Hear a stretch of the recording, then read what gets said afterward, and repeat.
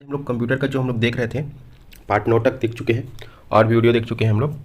तो ये computer classes करके बना है प्लेलिस्ट। आज हम लोग देखेंगे लगभग क्या है 60 क्वेश्चन के आसपास एमसीक्यू, और हम लोग उसी एमसीक्यू को देख रहे हैं जो बार बार क्या है एग्जाम में आता है, यानी कि संभावना है। चलिए देखते हैं।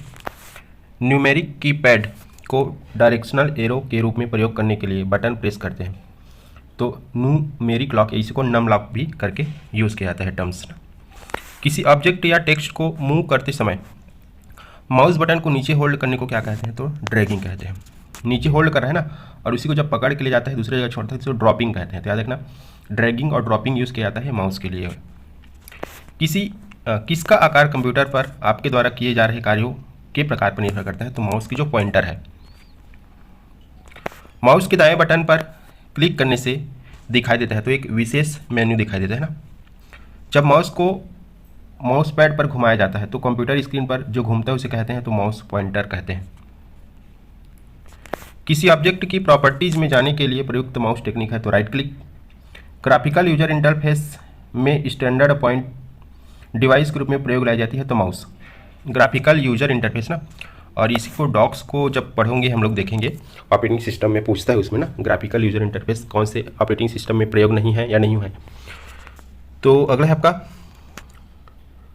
पहले कंप्यूटर माउस किसने बनाया? तो याद रखना डगलस जी एंजलबर्ट करके इनका पूरा नाम।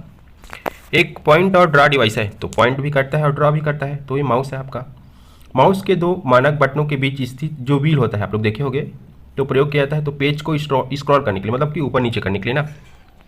इनमें से कौन चुंबकीय स्याही गुण पहचान का प्राथमिक उपयोग करता है?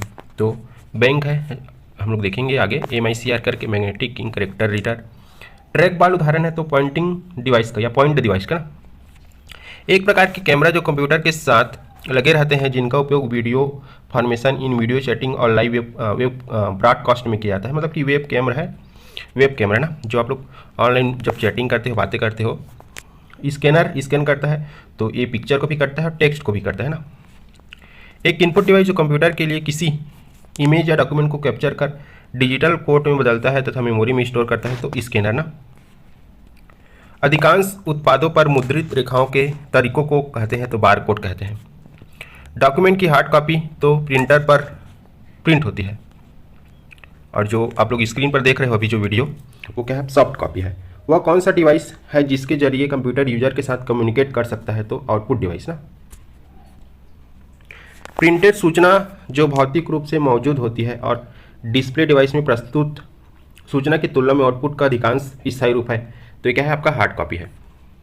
आउटपुट डिवाइस की सहायता से आप कर सकते हैं तो डाटा व्यू तथा प्रिंट। कंप्यूटर में सूचना किस रूप में स्टोर की जाती है? तो डिजिटल डाटा। हाँ, इसका सबका जो PDF है आपको टेलीग्राम चैनल में मिलेगा। टेलीग्राम चैनल का नाम गजानंद पटेल एजुकेशन है, जिसका लिंक मैं इस वीडियो के डिस्क्रिप्शन बॉक्स में दे दूंगा। साथ ही आपको बहुत सारे वहाँ पर कंटेंट मिलेंगे करेंट से रिलेटेड, और भी बहुत सारे आपके सभी एग्जाम के लिए बेनिफिशियल होंगे। आप एक बार जरूर ज्वाइन कीजिए टेलीग्राम चैनल ना।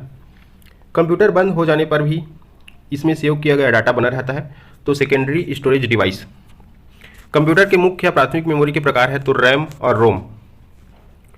किसी सर्किट का प्रयोग कंप्यूटर में इलेक्ट्रॉनिक मेमोरी डिवाइस की भांति किया जाता है तो फ्लिप फ्लॉप ना, इस चीज़ को याद रखना। किस सर्किट का प्रयोग कंप्यूटर में इलेक्ट्रॉनिक मेमोरी डिवाइस की भांति किया जाता है? तो फ्लिप फ्लॉप।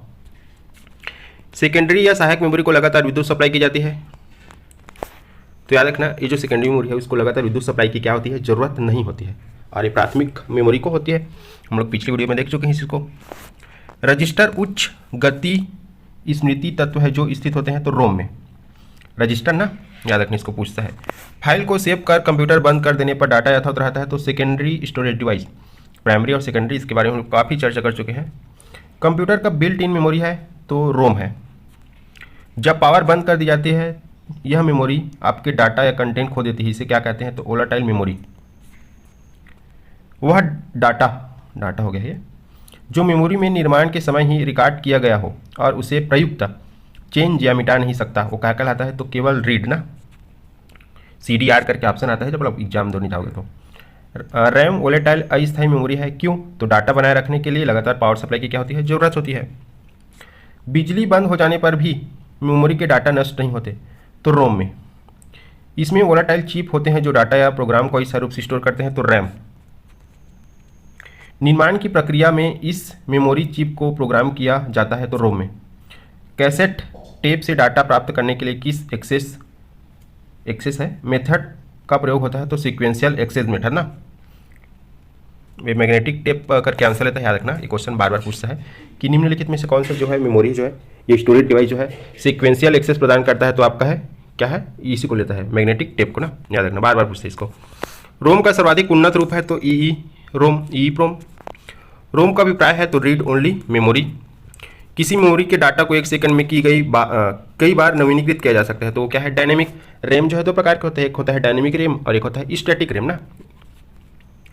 अगला आपका कंप्यूटर सिस्टम हार्डवेयर द्वारा व्यवस्थित तीव्र महंगा और अपेक्षाकृत छोटा मेमोरी है कैश मेमोरी।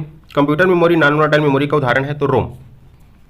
अगला आपका जब आप कंप्यूटर में किसी डॉक्यूमेंट पर कार्य करते हैं तो डॉक्यूमेंट अस्थायी रूप से स्टोर किया जाता है तो रैम में ना। अस्थायी मतलब कि रैम यानी कि प्राइमरी मेमोरी यानी कि मुख्य मेमोरी यानी कि main memory. Random access memory में घटक होते हैं तो इलेक्ट्रॉनिक घटक होते हैं जो डाटा स्टोर करते हैं। सीपीयू जिस प्रोग्राम में डाटा को वर्तमान में प्रोसेस कर रहा होता है उसे रखा जाता है तो रैम मेमोरी में। कौन सी स्टोरेज डिवाइस केवल सीक्वेंशियल एक्सेस व्यवस्थित करता है, अभी मैं जस्ट बताया हूँ तो मैग्नेटिक टेप, बार बार पूछते हैं ना, इसको कई बार स्टार मार्क लगा लेना आप।